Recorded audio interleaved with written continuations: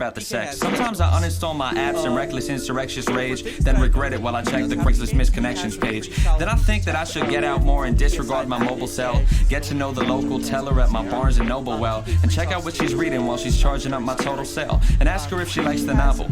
And when she answers, ask her if she wants to grab some coffee or some ice cream waffles. She'd probably say that's awesome. I'd ask her when she's off of work. She might answer midnight. I'd tell her that sounds awful, what a bummer, and from somewhere I might muster up the nerve to get her number. And I would ask her what her digits are, and if I play it right, then I can disregard my ninja stars, say sayonara to katanas and my other weapons too, and try committing by committing online dating seppuku. Not really that much, and that combined with his kind of lack of overall speed, pretty good for his ground speed.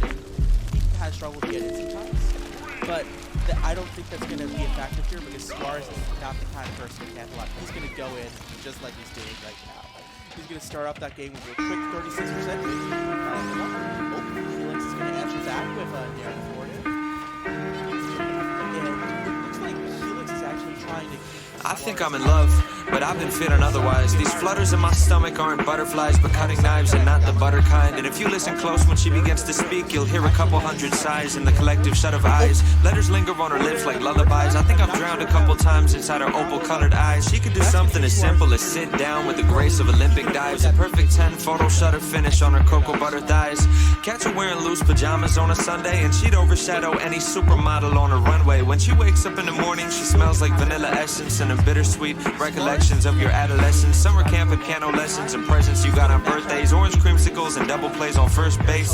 And walk past her in the halls, and if your shoulders feel the slightest brush, you might melt to liquid gold, the lightest kind of Midas touch. I've seen the way she drinks espresso during classes and reshapes a paper cup into an emerald-covered chalice, sugar packets pouring crystals, napkin origami cranes, gunning gorgeous glances to me through her Giorgio Armani frames. She's nearly perfect in almost every way. But she's got shit taste in movies. Ask her for her favorite titles, and she always likes to say she's down to go see anything by Shyamalan or Michael Bay. And also she's a psycho in the kitchen, it's a travesty. What kind of fucking monster cooks their pasta in a microwave? And she does this thing where she corrects your grammar if it's wrong, and clicks her tongue and winks and shoots a playful finger gun as if she's won some sort of contest. Empress victor of a conquest, Mrs. Armchair Shrink, let me fix you with a comment. Princess cake you when you're down, worship her to a godhead.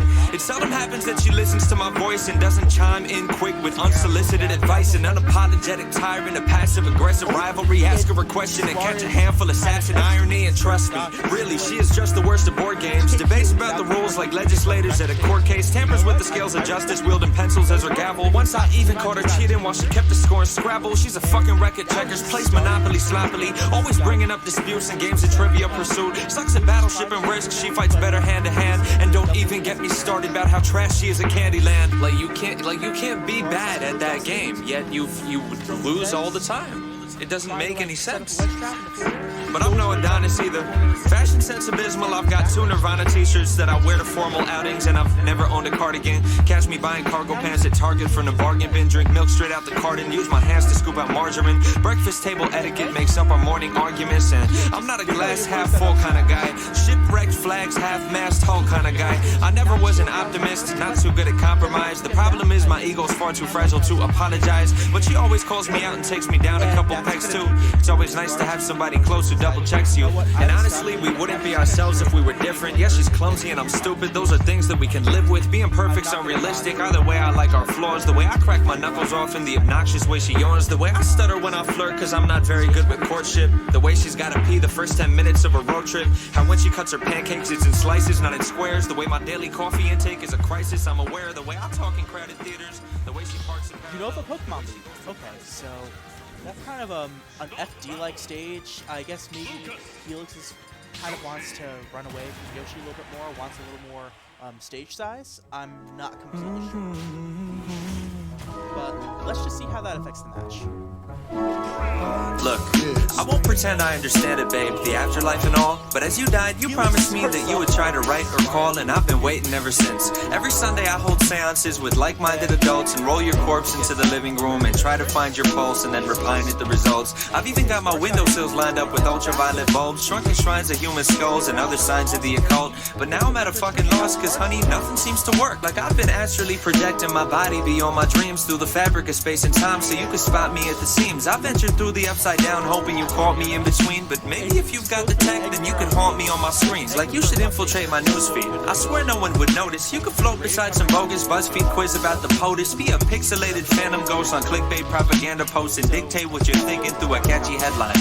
Like one weird reason why it's great to be ethereal, or 20 signs you're dead now and your soul is immaterial. Or if it's late at night then you could swoop in from the shadow realm and talk to me through pop-up ads that show up over adult films on anything you're into. We could start with mail for facial. You could beam your interspatial spirit into interracial. If you're feeling sort of formal, we could pizza date on Skype and I could call the corner over and we could share the corner slice. When it's time to go to bed then we could leave our cameras on. And if the netherworld has one day shipping free on Amazon, then you could slumber as you ship yourself. I swear the shit delivers quick. Or send me the address and I could meet you by the river Styx. I Twitter beef with Namtar by the Tigris and Euphrates. I could snap you while I'm snagging sacred threads of life from Hades. I would loot Duat and photocopy pirate the papyrus, change the records and then have a Facebook flame war with Osiris. And either way, I can't wait to talk or reunite. I've been so lonely since you died, I've tried to walk towards the light. And if the gods of death oppose our harmless want to reconvene, then maybe we could sneak you by him if you haunt me through a screen. It's been far too long that you and I have been alone. You could rectify that if you haunt me through my phone. No, I don't wanna deal with voodoo dolls and figurines. I could do without them if you'd haunt me through my screen. I'm just frustrated, I guess. I've hung out in countless graveyards, drawn pentagrams and slaughtered goats, and even took a course on hunting ghosts from Pentecostal folks, but never once have gotten close. Last month I sat with local psychics and their crystal jewels and tried to find my old T-Mobile sidekick phone from middle school, just so maybe if you're bored of fortune-telling tarot cards and magic words, then you could tweet 140 characters, so I could throw away my voodoo dolls and stop chanting my juju mantras that my guru taught us. And if you slide into some YouTube comments, you could scroll the comments page or you could leave it blank. If your specter is perceptible, we tell them it's a prank. And if you still don't send responses, I'd assume the problem's technical, and I would call Verizon just so someone could inspect it all. I'd tell him I just want a close encounter of the spectral kind. He'd ask if we turned on our modem router for a second time and plugged it incorrectly to the voltage power socket line and tried to tear a portal hole through to your paranormal soul so me and you could catch up on a toll-free spirit mortal call. Or we could see a witch doctor. She